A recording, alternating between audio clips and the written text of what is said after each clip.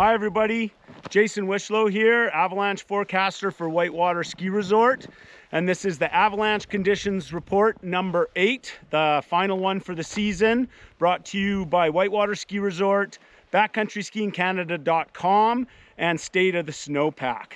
Currently in a period of a little bit quieter avalanche hazard and activity. Avalanche Canada is calling the hazard moderate in the alpine, moderate at tree line, and low below tree line.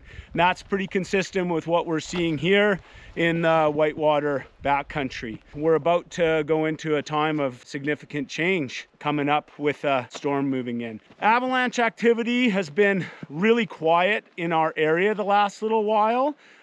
We still have problem of concern, the January 31st layer, buried now down up to a meter deep, 70 to a meter. And that's still an avalanche problem listed on Avalanche Canada. So being aware that that problem exists, hasn't gone away, and we're about to come into a time with more load on top of it. So again, it may become reactive again. They're also calling AvCan a wind slab problem. We did have a period of some moderate to strong southwesterly winds that have kind of redistributed snow and scoured and loaded certain features, maybe higher up into high exposed tree line and alpine features.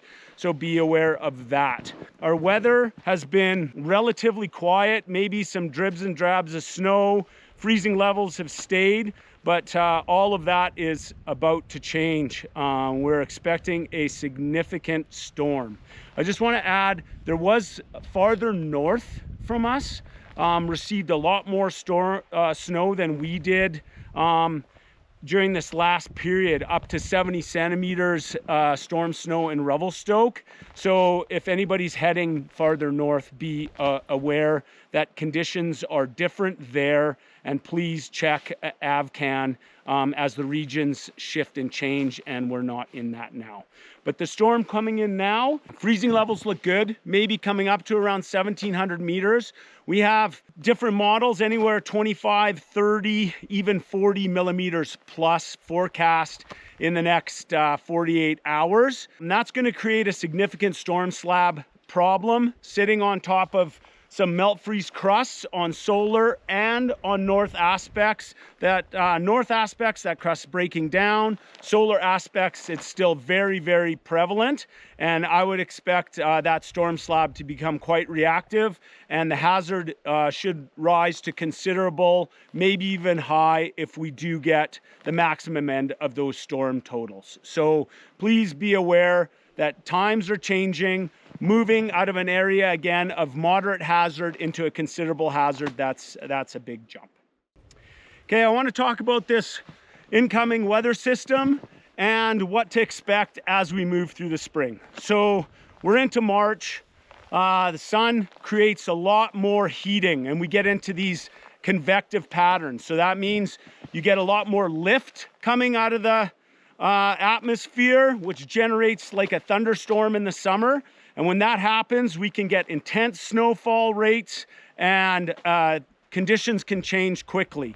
So hopefully we do have some convection forecast in this storm that's coming at us in the next couple days. That could increase our storm total significantly if we get in the right convective cell.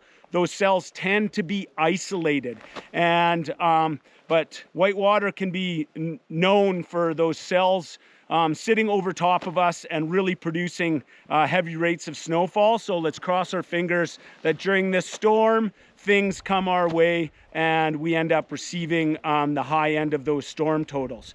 But watch as we're coming into spring. Spring's a time of change. We can end up getting really warm temperatures. The sun comes out, starts penetrating solar slopes, changes stability very, very quickly. So be aware of that. Those convective storms come in. You can go from bluebird to 3-4 centimeters of snow an hour precip rates, with strong winds that can load and create storm slab problems quickly as well. So we can lock into systems like our coming, you know, for 3, 4, 5 days, or we could go into full diurnal, which means temperatures go way up in the day, super sunny, spring skiing, and then refreeze overnight. And we can go into that pattern. So still have 3 weeks left in Whitewater's season, but then maybe a month or 6 weeks left in, you know, in a proper ski touring season or longer. So be aware of all those changes that occur from now through the middle or even the end of April.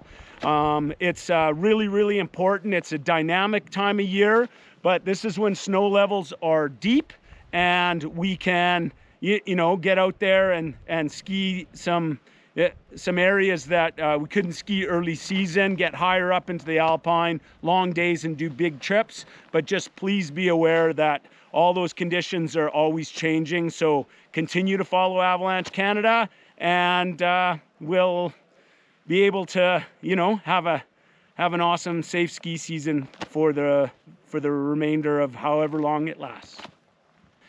And thanks, everybody.